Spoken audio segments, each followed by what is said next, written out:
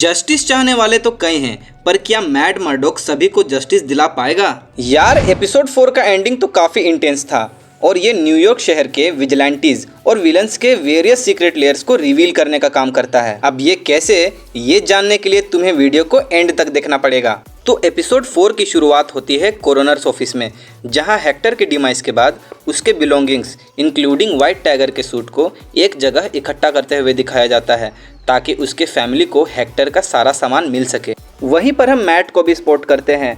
वो ये पता करने की कोशिश करता है कि आखिर हेक्टर की मौत कैसे हुई। इसी बीच वो ये भी पूछता है कि इतने पास से गोली लगी लेकिन गोली का कवर अभी तक किसी को क्यों नहीं मिला। तभी वहाँ हेक्टर की भतीजी एवा अयाला अपीयर होती है। अगर आपको पता ना हो तो मैं आपको बता दूं कि कॉमिक्स में एवा व्हाइट टाइगर बन चुकी है और वो न्यू एवेंजर्स, द डिफेंडर्स और कई और टीम्स के साथ लड़ चुकी है। कोरोनर्स ऑफिस आते ही वो हेक्टर के बॉडी को देखने के लिए इंसिस्ट करती है, लेकिन मैट उसे बॉडी को देखने नहीं देता। वहीं एवा काफ़ी सैड दिखाई देती है और मैट को कहती है कि आपने तो उन्हें जेल से निकाल लिया, लेकिन एनवाईपीडी ने उन्हें मार दिया। एवा एनवाईपीडी पे अपना पूरा गुस्सा निकालती है और मैट उसे ये कहकर शांत कर देता है कि हेक्टर का किलर ज़रूर पकड़ा जाएगा। इस सीन को देखकर एक चीज़ तो कन्फर्म्ड है कि गंगाधर ही शक्तिमान बनेगा। सॉरी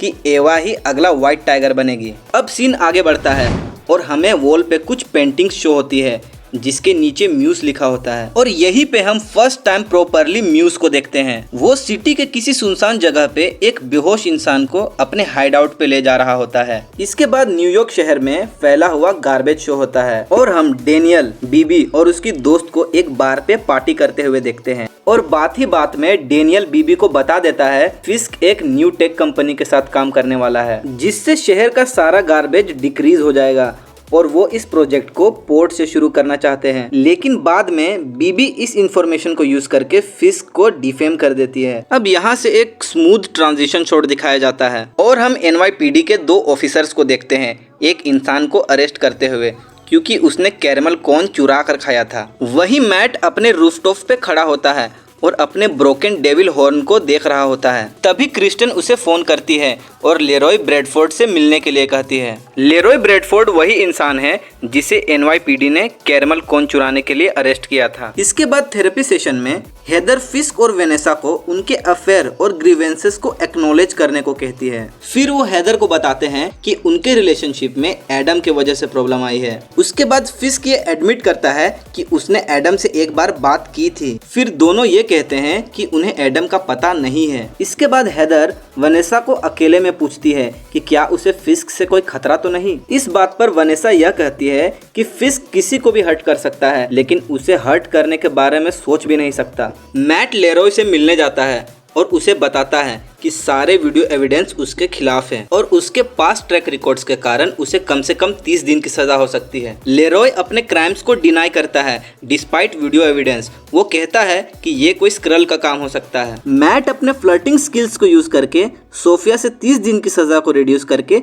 10 दिन का करवा लेता है। इसके बाद डिटेनमेंट सेंटर में मैट ऑफिसर पोवेल से मिलता है और उसमें हेक्टर को मारने का इल्जाम लगाता है, लेकिन पोवेल इस बात को नहीं मानता और मैट को धमकाता है। लेकिन फिर मैट बोलता है, मुन्ना झुंड में तो सुअर आते हैं, शेर अकेला ही आता है। रेड हुक में फिस्क शीला को बताता है कि वो इस एरिया का कंप्लीट ओवरहॉल चाहता है। शीला उसे कहती है कि उसे एक प्रोसेस से चलना होगा और उसे पहले छोटी छोटी चीजों पे फोकस करना चाहिए। और फिर बक फिस्क को बताता है कि सभी बॉसेस उसके लिए प्रॉब्लम है और अगर वो एक्शन नहीं लेगा तो और भी प्रॉब्लम्स बढ़ जाएंगी। अब यहाँ लेरॉय मैट से गुस्सा हो जाता है क्योंकि मैट ने प्रोबेशन की जगह उसके जेल की सजा का दिन रिड्यूस करवाया था। लेरॉय मैट को बताता है कि कैसे सिस्टम ने उसकी पूरी लाइफ को हेल बना दिया है। इसके बाद हम फिस्क को एक मिडिल स्कूल के प्रोग्राम को एंजॉय करते हुए देखते हैं। तभी बीबी यूरिक गार्बेज कंपनी वाले स्टोरी को लीक कर देती है। इस बात से फिस्क काफी गुस्सा होता है और अपने ऑफिस में सबको बोलता है जिस किसी ने भी ये स्टोरी को लीक किया है उसकी खैर नहीं। तभी डेनियल कन्फेशन करता है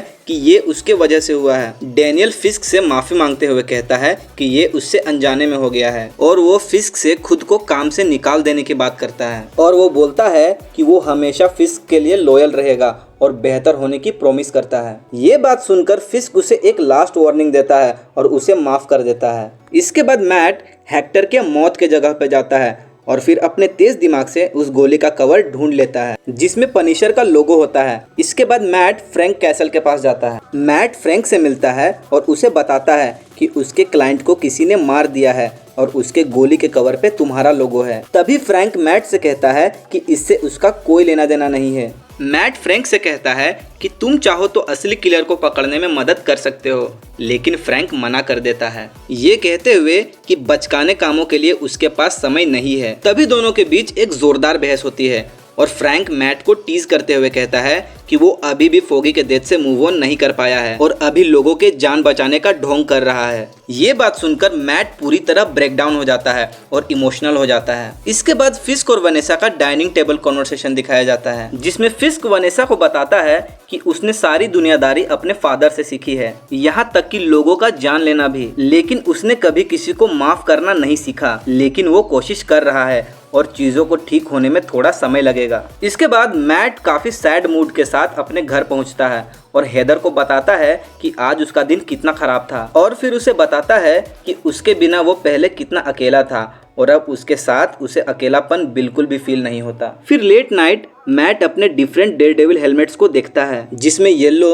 और गोल्ड हेलमेट भी होता है। फिर वो रूफ टॉप में अपने बिली क्लब्स को प्रैक्टिस करने लगता है। वहीं साइमल्टेनियसली फिस्क अपने बेसमेंट से होते हुए कहीं जा रहा होता है और हम वहाँ एडम को देखते हैं जो कि फिस्क की कैद में काफी दिन से है। इससे पता चलता है कि फिस्क के नकल्स में जो निशान है उसका कारण एडम ही था। फिर एंड में म्यूस की झलक दिखाई जाती है जहां म्यूस अपने हाइडआउट पे एक आदमी को ले जा रहा होता है जो कि पुरानी सबवे स्टेशन में है।